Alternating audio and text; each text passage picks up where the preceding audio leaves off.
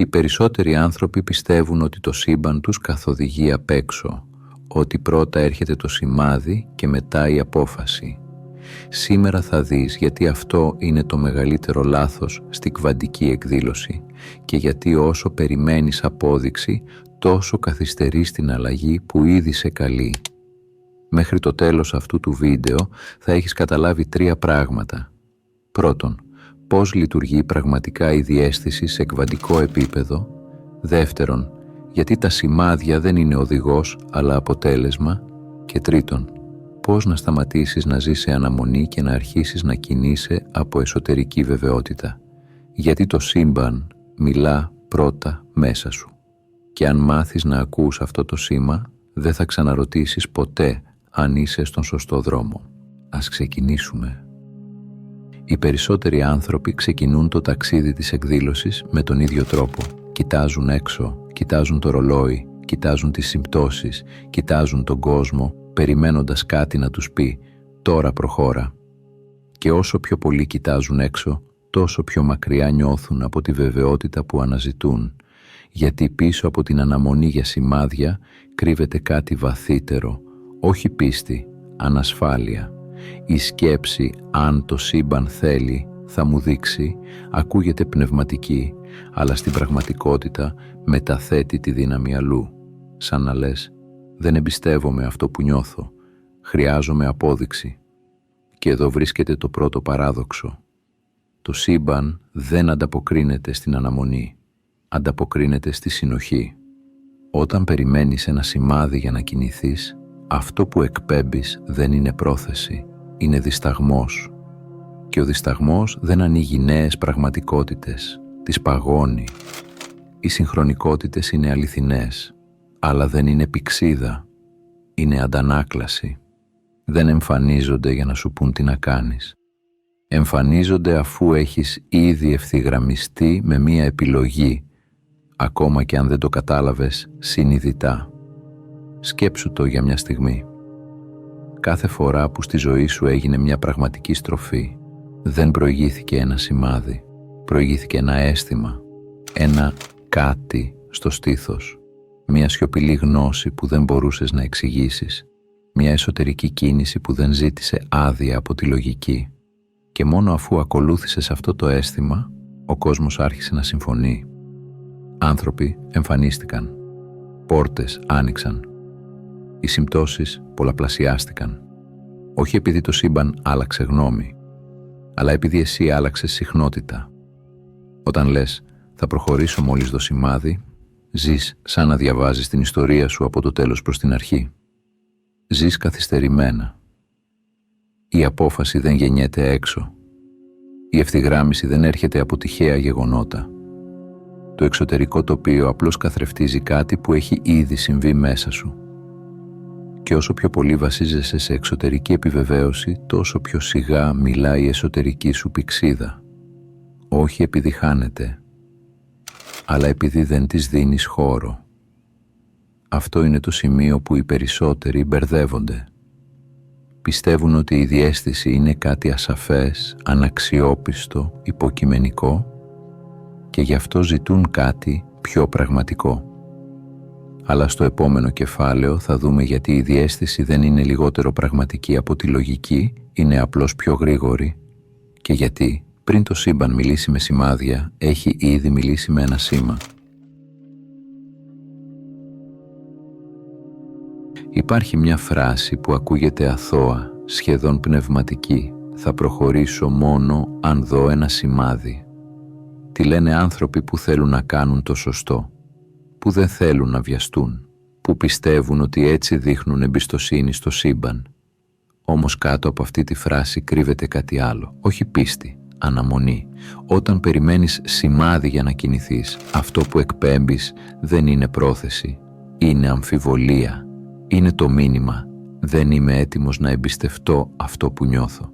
Και εδώ βρίσκεται το μεγάλο λάθος της αναζήτησης προς τα έξω. Όταν ζητάς επιβεβαίωση απ' έξω, παραδέχεσαι συχνά ασυνείδητα ότι δεν εμπιστεύεσαι το μέσα. Δεν πρόκειται για τιμωρία. Δεν είναι ότι το σύμπαν αρνείται να σου μιλήσει. Απλώς ανταποκρίνεται με ακρίβεια σε αυτό που εκπέμπεις. Και αυτό που εκπέμπεις όταν περιμένεις σημάδια είναι έλλειψη εσωτερικής συνοχής.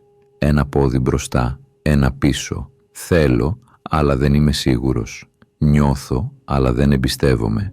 Η πραγματικότητα δεν ανταποκρίνεται στην επιθυμία, ανταποκρίνεται στη συνοχή. Δεν ευθυγραμμίζεται με αυτό που λες ότι θέλεις, αλλά με αυτό που είσαι τη στιγμή της επιλογής.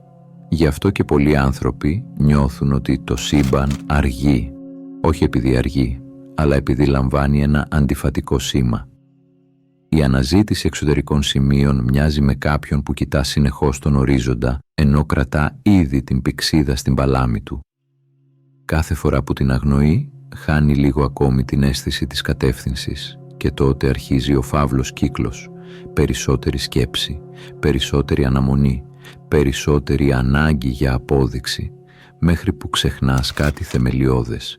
Το πρώτο σήμα δεν έρχεται ποτέ απ' έξω. Στο επόμενο κεφάλαιο θα δούμε ποιο είναι αυτό το σήμα και γιατί εμφανίζεται πάντα πριν από τη σκέψη, πριν από το σημάδι, πριν από την απόδειξη.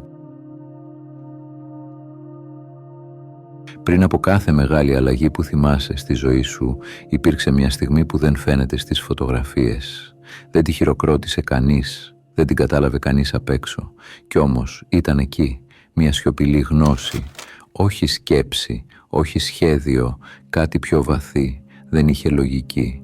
Αν την εξηγούσες, δεν θα στεκόταν, δεν είχε εγγύηση, κανένα συμβόλαιο με το μέλλον. Και παρόλα αυτά δεν είχε άγχος, είχε ηρεμία. Μια περίεργη εσωτερική σταθερότητα που δεν βασιζόταν σε στοιχεία αλλά σε αίσθηση. Αυτή η στιγμή δεν φώναζε «κάντο», ψιθύριζε «είναι ώρα». Και αν γύριζες πίσω θα έβλεπες ότι κάθε φορά που πραγματικά μετακινήθηκες σε σχέση, σε απόφαση, σε ταυτότητα, δεν ξεκίνησε από θάρρος, ξεκίνησε από αναγνώριση. Γι' αυτό υπάρχει σύγχυση. Οι άνθρωποι τη λένε τύχη, λάθος. Η τύχη είναι τυχαία, αυτή η στιγμή δεν είναι. Άλλοι τη λένε σύμπτωση, επίσης λάθος. Η σύμπτωση δεν επαναλαμβάνεται με νόημα. Αυτό που συμβαίνει εδώ είναι συντονισμός. Ο συντονισμός δεν έρχεται απ' έξω. Δεν εμφανίζεται για να σε πείσει. Εμφανίζεται επειδή ήδη έχεις μετακινηθεί εσωτερικά. Πρώτα αλλάζει η συχνότητα, μετά αλλάζει η πραγματικότητα. Πρώτα το ξέρεις, μετά το βλέπεις. Γι' αυτό το σύμπαν δεν ανταποκρίθηκε στο θάρρος σου. Το θάρρος ήρθε μετά. Το σύμπαν δεν σε άκουσε επειδή τόλμησες. Τόλμησες επειδή πρώτα το άκουσες. Αν αυτή η φράση σε ηρεμεί αντί να σε ενθουσιάζει, τότε ξέρεις ακριβώς για ποια στιγμή μιλάμε και ίσως δεν είναι η πρώτη φορά που την ακούς. Η διαίσθηση έχει φορτωθεί με μύθους. Την έντυσαν με μαγεία, της έδωσαν μυστικιστικό πρόσωπο, την έκαναν να μοιάζει είτε υπερφυσική είτε αναξιόπιστη. Και έτσι οι περισσότεροι είτε την εξιδανικεύουν είτε τη φοβούνται. Η αλήθεια όμως είναι πιο απλή και πιο εντυπωσιακή. Η διαίσθηση δεν είναι μαγεία, δεν είναι φαντασία, δεν είναι ούτε καν συναίσθημα όπως συχνά νομίζουμε. Δεν είναι ένα νιώθω έτσι απλά. Είναι κάτι πολύ πιο συγκεκριμένο. Η διαίσθηση είναι ανίχνευση μοτίβων. Είναι η ικανότητα του νευρικού σου συστήματος να αναγνωρίζει σχέσεις, επαναλήψεις και ασυνέχειες πριν αυτά μεταφραστούν σε λέξεις. Είναι πρόσβαση σε πληροφορία πριν αυτή γίνει σκέψη, πριν την πιάσει η λογική, πριν προλάβει να τη φιλτράρει ο φόβος. Το σώμα σου λαμβάνει δεδομένα συνεχώς. Μικρές αλλαγές στον τόνο μιας φωνής, ένα βλέμμα που καθυστερεί μισό δευτερόλεπτο, ένα περιβάλλον που δεν κουμπώνει όπως θα έπρεπε. Αυτά τα δεδομένα καταγράφονται πολύ πριν το μυαλό καθίσει να τα αναλύσει και κάπου εκεί γεννιέται αυτό που ονομάζεις διαίσθηση. Η νευροεπιστήμη το επιβεβαιώνει χωρίς να το απογυμνώνει. Το σώμα ενεργοποιεί αντιδράσεις, τάσεις και κατευθύνσεις πριν ο εγκέφαλος πάρει συνειδητή απόφαση. Δεν προβλέπει το μέλλον. Διαβάζει το παρόν με μεγαλύτερο εύρος από όσο αντέχει η σκέψη. Γι' αυτό η διαίσθηση δεν φωνάζει, δεν επιχειρηματολογεί, δεν εξηγεί. Εμφανίζεται σαν αίσθηση βεβαιότητας ή ασυμφωνίας. Και αν την αγνοήσεις αρκετές φορές δεν εξαφανίζεται. Απλώς γίνεται πιο ήσυχη. Η διαίσθηση δεν είναι κάτι έξω από εσένα. Είναι η πιο πρωτόγονη καθαρή μορφή νοημοσύνης που έχεις και το σώμα σου συνήθως ξέρει πολύ πριν το μυαλό αποφασίσει. Κάπου εδώ χρειάζεται να αλλάξουμε επίπεδο, όχι για να εντυπωσιαστούμε, αλλά για να καταλάβουμε τι πραγματικά συμβαίνει. Γιατί αν συνεχίσεις να πιστεύεις ότι η συνείδηση είναι κλεισμένη μέσα στο κρανίο σου, τότε η διαίσθηση θα μοιάζει πάντα ανεξήγητη, σαν σύμπτωση, σαν εξαίρεση, σαν κάτι που δεν ξέρουμε πώς δουλεύει. Όμως η συνείδηση δεν είναι σημείο, είναι πεδίο. Δεν τελειώνει στο σώμα σου, δεν σταματά στα όρια του δέρματός σου. Είναι εμπλεγμένη με το περιβάλλον, με τις καταστάσεις, με τις πιθανότητες που ήδη υπάρχουν πριν κάνεις επιλογή. Δεν δημιουργείς τις πιθανότητες με την απόφασή σου, τις συναντάς πριν πεις ναι ή όχι, πριν κινηθείς ή μείνεις ακίνητος. Το πεδίο είναι γεμάτο εκδοχές. Πολλά πιθανά μέλλοντα συνυπάρχουν ταυτόχρονα. Το μυαλό βλέπει μόνο ένα στενό μονοπάτι τη φορά. Η διαίσθηση όμως αισθάνεται περισσότερα. Και εδώ συμβαίνει το κβαντικό άλμα. Όχι σαν θεαματικό γεγονός, αλλά σαν εσωτερική μετατόπιση. Δεν πηδάς το άγνωστο. Ευθυγραμμίζεσαι με μια πιθανότητα που ήδη σε περιμένει. Η διαίσθηση δεν είναι εικασία, είναι ανάγνωση πεδίου. Γι' αυτό συχνά μοιάζει σαν το μέλλον να σε αγγίζει πρώτο, σαν κάτι να σε τραβάει ή να σε αποθεί χωρίς εξήγηση. Δεν είναι επειδή θα συμβεί, είναι επειδή είναι ήδη διαθέσιμο και η συνείδησή σου σε βαθύτερο επίπεδο το αναγνωρίζει. Το μυαλό λειτουργεί γραμμικά, παρελθόν, παρόν, μέλλον. Η διαίσθηση λειτουργεί ολιστικά, όλα μαζί. Δεν έρχεται από μπροστά σου, αναδύεται μέσα σου επειδή είσαι ήδη σε επαφή με κάτι μεγαλύτερο από την ατομική σκέψη. Όσο πιο ήσυχος είσαι, όσο λιγότερο προσπαθείς να ελέγξεις, τόσο πιο καθαρά νιώθεις αυτή τη σύνδεση. Και τότε καταλαβαίνεις κάτι καθοριστικό. Δεν προβλέπεις το μέλλον, το αναγνωρίζεις. Το κβαντικό άλμα δεν είναι κίνηση στο χρόνο, είναι αλλαγή συνείδησης. Και όταν αυτή η αλλαγή συμβεί, η πραγματικότητα απλώς ακολουθεί. Μέχρι τώρα ίσως νόμιζες ότι τα σημάδια είναι η οδηγή σου. Ο αριθμός στο ρολόι, η επαναλαμβανόμενη φράση, η ξαφνική σύμπτωση, όλα αυτά φαίνονται σαν ψίθυροι από το σύμπαν που σου λένε «προχώρα».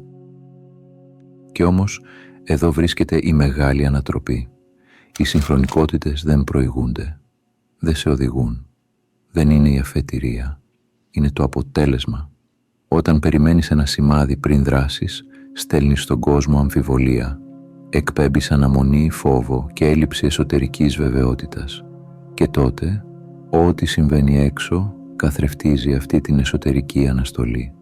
Τα σημάδια δεν σου δίνουν κατεύθυνση, έρχονται για να επιβεβαιώσουν μία επιλογή που έχει ήδη γίνει μέσα σου.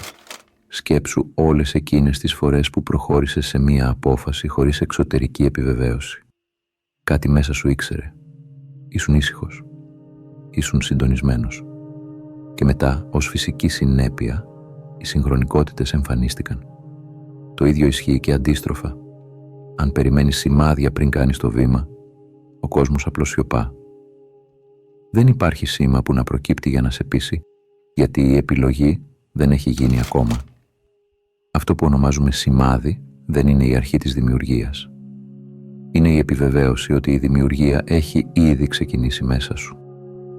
Το πεδίο αντιδρά στη συνοχή, στη βεβαιότητα, στην εσωτερική συμφωνία που έχεις με την επιλογή σου. Δεν χρειάζεται να διαβάσεις τον κόσμο για να καταλάβεις τι πρέπει να κάνεις. Ο κόσμος θα συμφωνήσει αφού το αποφασίσεις. Γι' αυτό και οι μεγάλοι δάσκαλοι το λένε ξανά και ξανά. Η σιωπή, η παρουσία, η εσωτερική ηρεμία δεν είναι απλώς πρακτικές. Είναι το πεδίο όπου η αληθινή καθοδήγηση εμφανίζεται. Δεν εξαρτάσαι από τα εξωτερικά σημάδια. Τα σημάδια εξαρτώνται από σένα. Η επιλογή γίνεται εσωτερικά.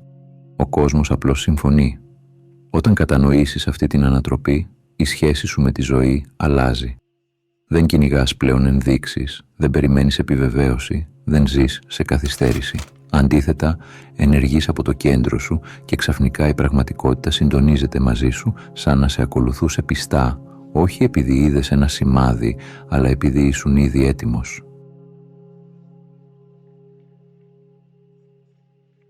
Έχεις αναρωτηθεί ποτέ γιατί, παρά τις πολλές ενδείξεις, δεν ακούς τη διαίσθησή σου? Ο λόγος δεν είναι ότι δεν μιλάει, ο λόγος είναι ο θόρυβος, ο ασταμάτητος θόρυβος μέσα σου και γύρω σου που κλείνει το κανάλι της καθαρής αντίληψης, σκέψεις που τρέχουν ανεξέλεγκτες, σύγκριση με τους άλλους, φόβοι για το μέλλον, ανασφάλειες για το παρελθόν. Όλα αυτά λειτουργούν σαν σταθμός μετάδοσης που καλύπτει το σήμα. Δεν είναι ότι η διαίσθηση δεν υπάρχει, είναι ότι η φωνή της πνίγεται μέσα στον θόρυβο που έχουμε συνηθίσει να θεωρούμε ζωή. Η σιωπή δεν είναι κενό, δεν είναι απουσία ζωής ή δραστηριότητας. Είναι το αντίθετο, είναι συντονιστής. Είναι ο χώρος όπου η συνείδηση βρίσκει την ευκαιρία να ακούσει τις λεπτές δονήσεις που προέρχονται από το πεδίο. Εκεί όπου το μυαλό σταματάει να απαιτεί, το σώμα και η ψυχή αρχίζουν να δίνουν πληροφορίες. Σκέψου την εμπειρία σου σαν ένα ραδιόφωνο. Όταν ο σταθμός είναι σωστά συντονισμένος, ακούς καθαρά τη μουσική. Όταν οι παρεμβολές είναι πολλές, η μελωδία χάνεται. Η διαίσθηση είναι η μουσική. Η σιωπή είναι το κουμπί που απομακρύνει τις παρεμβολές. Όσο λιγότερο θόρυβο αφήνεις μέσα σου, τόσο πιο καθαρά γίνονται αισθητά τα προαισθήματα, οι ψίθυροι του πεδίου, οι μικρές στιγμές σιγουριάς που πάντα υπήρχαν, αλλά ποτέ δεν πρόσεξες. Όσο πιο ήρεμος είσαι, τόσο πιο εύκολα αναγνωρίζεις τι είναι πραγματικό και τι είναι απλώς άγχος ή σύγχυση. Η πρακτική είναι απλή αλλά όχι εύκολη. Λιγότερη σκέψη, λιγότερη σύγκριση, λιγότερος φόβος. Σταμάτα για λίγα λεπτά, πάρε μια βαθιά αναπνοή, ένταξε την προσοχή σου στο σώμα σου και δώσε χώρο στη σιωπή. Δεν χρειάζεσαι απαντήσεις. Χρειάζεσαι λιγότερο θόρυβο. Και τότε ξαφνικά οι ψίθυροι της διαίσθησης γίνονται καθαροί, οι επιλογές πιο σαφείς και η συνείδησή σου αντιλαμβάνεται τον δρόμο πριν ακόμα το μυαλό αποφασίσει. Η σιωπή γίνεται η πύλη, η γείωση και το σημείο από όπου ξεκινά κάθε πραγματική αλλαγή. Φαντάσου μια πυξίδα. Δεν σου λέει πόσα βήματα πρέπει να κάνεις, ούτε ποιους δρόμους θα συναντήσεις. Δεν σου χαρτογραφεί τις κακουχίες ή τις στροφές. Σου δείχνει μόνο ένα πράγμα, τη σωστή κατεύθυνση. Αυτή η απλή, ήσυχη ένδειξη είναι αρκετή για να κινηθείς με σιγουριά, ακόμα κι αν ο δρόμος φαίνεται ασαφής. Η διαίσθηση λειτουργεί με τον ίδιο τρόπο. Δεν έρχεται για να σου δώσει λογικά σχέδια ή εγγυήσεις. Δεν εξηγεί κάθε λεπτομέρεια, δεν κάνει συμβουλευτική, ούτε παρέχει εγγυήσεις. Δεν σου λέει πώς θα συμβούν τα πράγματα ή πότε ακριβώς θα εμφανιστούν οι λύσεις. Αυτό που κάνει είναι να ευθυγραμμίζει την εσωτερική σου κατάσταση με το πεδίο. Σου δείχνει προς τα πού να στραφείς. Όσο πιο κοντά στην πυξίδα σου μένεις, όσο πιο πολύ εμπιστεύεσαι την εσωτερική καθοδήγηση, τόσο πιο ακριβής γίνεται ο προσανατολισμός. Όσο λιγότερο εξαρτάσαι από εξωτερικά σημάδια, τόσο πιο καθαρά αντιλαμβάνεσαι τη σωστή κατεύθυνση. Δεν χρειάζεται να κατανοήσεις ολόκληρο τον χάρτη της ζωής για να προχωρήσεις. Αρκεί να νιώσεις τη μικρή έλξη προς τον δρόμο που σου δείχνει η εσωτερική πυξίδα. Η μεγάλη παρεξήγηση είναι ότι περιμένουμε τη διαίσθηση να μας πει όλα όσα θα συμβούν. Στην πραγματικότητα, η διαίσθηση θέλει μόνο να σε κρατήσει σε συντονισμό με το πεδίο. Η εμπιστοσύνη σε αυτήν είναι η δράση. Να ακολουθείς την κατεύθυνση χωρίς να ξέρεις το πώς. Κάθε απόφαση που παίρνεις από εσωτερική γνώση, κάθε βήμα που γίνεται με αίσθηση συντονισμού, είναι σαν να στρέφεις την πυξίδα σου προς το βορρά του δικού σου πεδίου δυνατοτήτων. Όσο περισσότερο εμπιστεύεσαι τη μικρή, σιωπηλή ένδειξη, τόσο πιο εύκολα η ζωή σου ευθυγραμμίζεται με τις ευκαιρίες που ήδη υπάρχουν. Δεν σου λέει πώς, σου λέει προς τα πού. Και αυτό είναι αρκετό, γιατί η πραγματική δύναμη δεν κρύβεται στη γνώση των βημάτων. κρύβεται στην καθαρότητα της κατεύθυνσης και στην πίστη ότι όταν κινείσαι με συντονισμό, τα υπόλοιπα θα ακολουθήσουν. Η πυξίδα της συνείδησης δείχνει πάντα τη σωστή πορεία. Το μόνο που χρειάζεται είναι να ακολουθήσεις το βέλος της. Το σώμα σου δεν είναι απλώς ο σάκος που κουβαλάει το μυαλό σου. Είναι ένας δέκτης. Ένας εξαιρετικά ευαίσθητος δέκτης που καταγράφει πληροφορία πριν καν τη φτάσει η συνειδητή σκέψη. Κάθε μικρή αντίδραση, ένα ρίγος, ένα σφίξιμο στο στομάχι, ένα άνοιγμα στο στήθος δεν είναι τυχαία. Δεν είναι απλώς συναίσθημα ή ψευδαίσθηση. Είναι feedback από το πεδίο. Ένας ψίθυρος που σου λέει «Δες, αυτό είναι σημαντικό».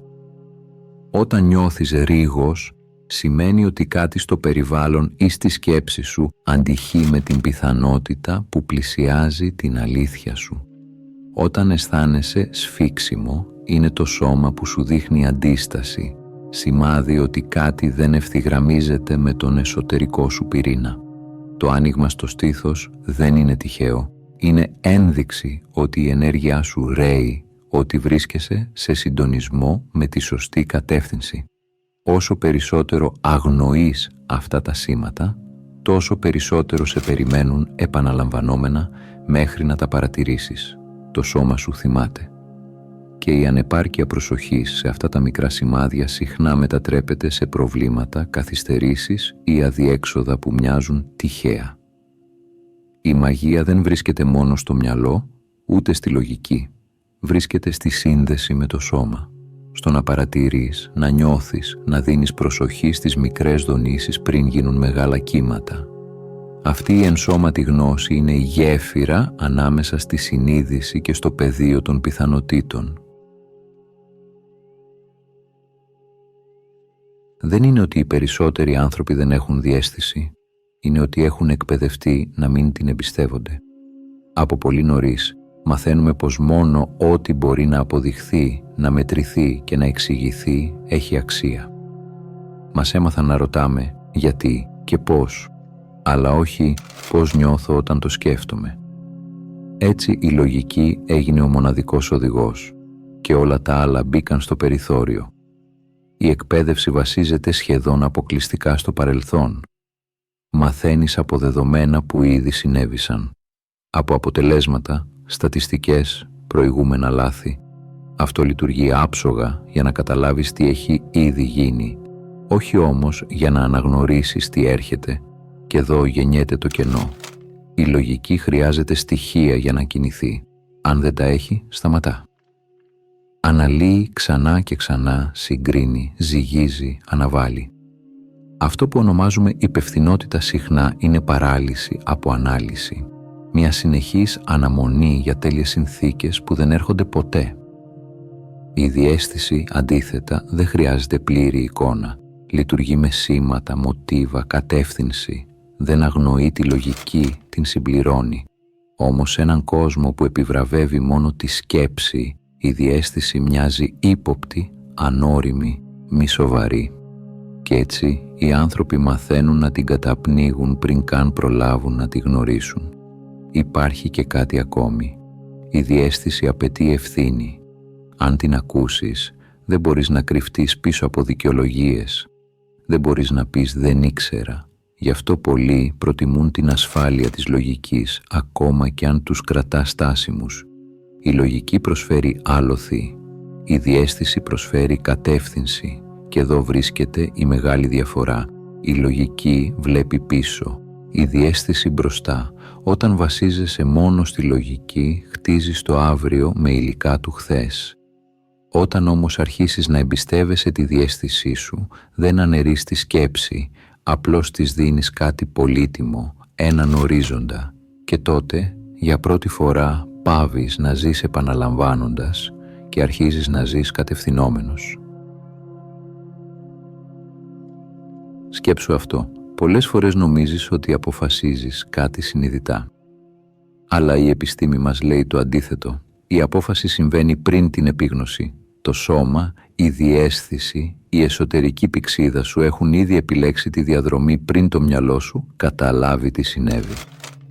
Αυτό που νιώθεις ως επιλογή είναι στην πραγματικότητα η συνειδητή επίγνωση μιας επιλογής που ήδη έγινε.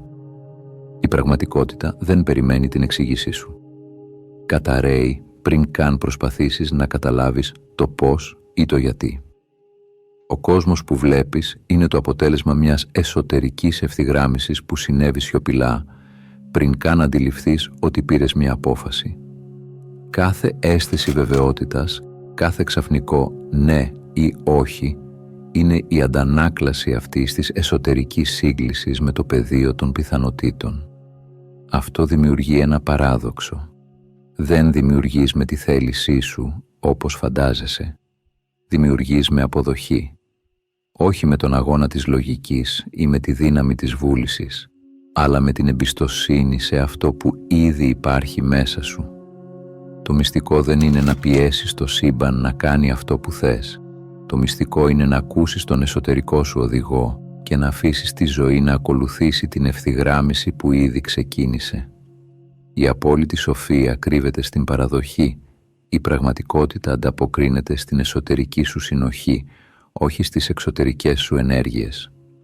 Όταν αποδεχτείς ότι η δημιουργία συμβαίνει πριν την επίγνωση, πάβει η πίεση, η αναμονή, η αμφιβολία. Η ζωή πάβει να είναι μάχη, γίνεται ροή. Κάθε φορά που νιώθεις ότι δεν ελέγχεις τα πράγματα, θυμήσου. Η απόφαση έχει ήδη συμβεί, η πραγματικότητα ήδη καταρρέει και το μόνο που χρειάζεται είναι να ακολουθήσεις με αποδοχή. Αυτό είναι το κβαντικό παράδοξο. Και όποιος το καταλάβει, πάβει να κυνηγά. Απλώς ζει σε αρμονία με την προδιαγεγραμμένη κατεύθυνση της δικής του συνείδησης. Η μεγαλύτερη παρεξήγηση γύρω από τη διαίσθηση και τη συντονισμένη δημιουργία είναι ότι απαιτεί τεράστια δραματικά βήματα. Ότι για να αλλάξει η ζωή σου πρέπει να κάνεις ένα άλμα που μοιάζει αδύνατο, που γεμίζει φόβο και αμφιβολία. Αλλά η αλήθεια είναι πιο απλή και πιο μαγική. Δεν χρειάζεται άλμα. Χρειάζεται μικρή υπακοή. Μικρές κινήσεις που ακολουθούν τα σήματα που ήδη λαμβάνεις από το σώμα, από την καρδιά, από το πεδίο. Μικρές αποφάσεις που λένε «Ναι, εμπιστεύομαι αυτό που νιώθω. Ναι, ακολουθώ αυτό το ψίθυρο μέσα μου». Κάθε φορά που υπακούς σε αυτά τα μικρά σήματα, δύο πράγματα συμβαίνουν ταυτόχρονα. Το σήμα δυναμώνει και η καθυστέρηση μικραίνει. Η εσωτερική σου πυξίδα γίνεται πιο καθαρή, πιο δυνατή, πιο σίγουρη. Το πεδίο ανταποκρίνεται με μεγαλύτερη ταχύτητα και ακρίβεια, φέρνοντας τις ευκαιρίες, τους ανθρώπους και τις συνθήκες που συμφωνούν με τη νέα σου ευθυγράμμιση. Η αλλαγή δεν χρειάζεται να είναι δραματική. Αρκεί να είσαι πιστός στα μικρά προειδοποιητικά σημάδια, στα μικρά νιώθω που σε τραβούν προς τη σωστή κατεύθυνση. Όσο περισσότερο τα αγνοείς, τόσο καθυστερείς. Όσο περισσότερο τα ακολουθείς, τόσο η ζωή αρχίζει να κινείται γύρω σου σαν να υπακούει σε ένα σχέδιο που ήδη ξέρει πού θες να φτάσεις. Η ουσία είναι αυτή.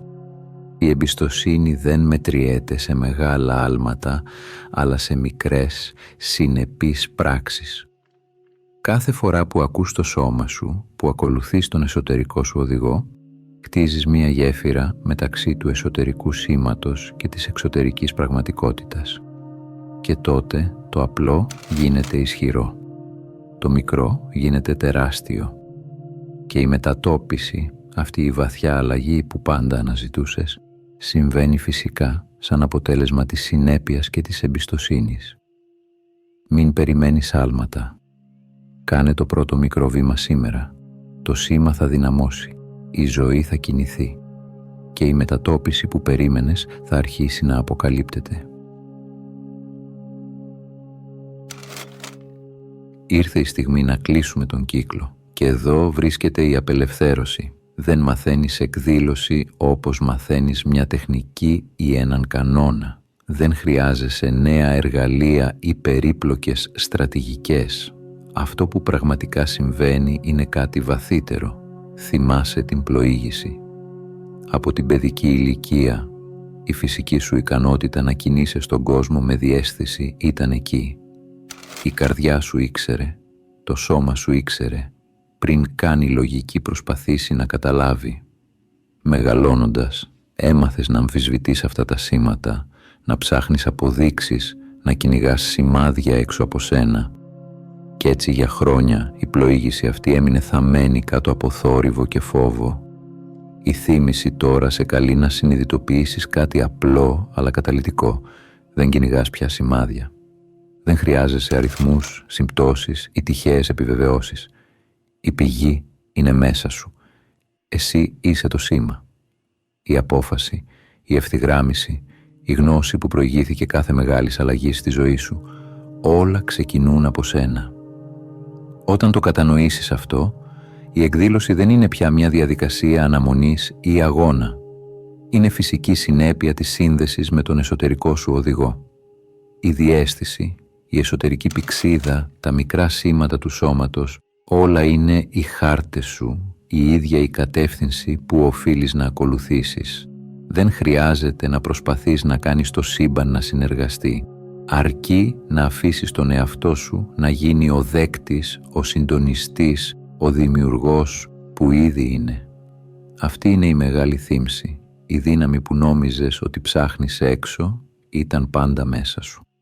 Όλα τα σημάδια, οι ευκαιρίες, οι συγκυρίες δεν ήρθαν για να σε καθοδηγήσουν, ήρθαν για να επιβεβαιώσουν αυτό που ήδη ήξερες. Τώρα η πρόσκληση είναι ξεκάθαρη. Σταμάτησε να ψάχνεις. Σταμάτησε να περιμένεις.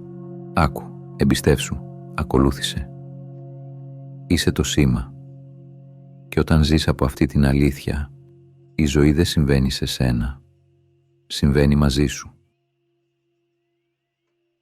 Αν έφτασες μέχρι εδώ, θέλω να σου πω ένα μεγάλο ευχαριστώ που ήσουν συνοδοιπόρος στο ταξίδι μου. Αν έμαθες κάτι καινούριο από αυτό το βίντεο, μπορείς να κάνεις εγγραφή, να πατήσεις like ή να αφήσεις κάποιο σχόλιο.